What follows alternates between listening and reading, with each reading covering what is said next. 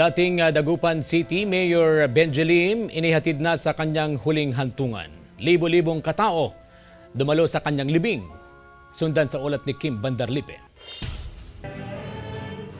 Naging emosyonal ang isinagawang necrological service para sa yumaong dating Dagupan City Mayor Benji Lim kagabi.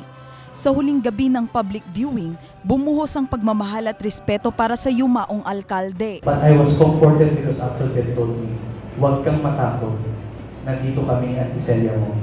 Your family is here for you. And for that, I found comfort. Kaninang umaga inihatid na sa huling hantungan ang malabi ni Mayor BSL sa isang pribadong sementeryo sa lungsod.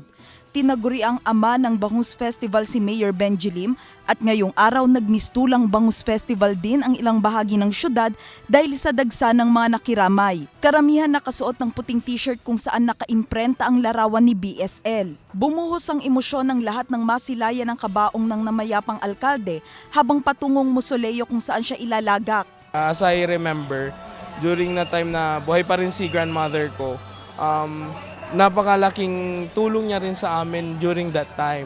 Napakabait siyang naging mayor at pansin ko rin po at my age na 14 that time,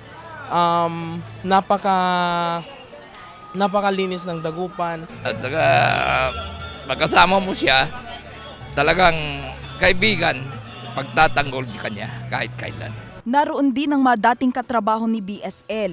I think it was during my work with him that I really flourished as a professional.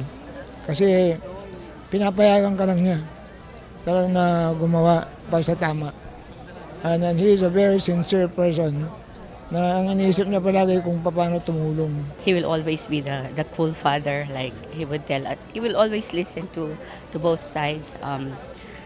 Sabi niya, okay, you share your idea, no matter how stupid, sabi niya.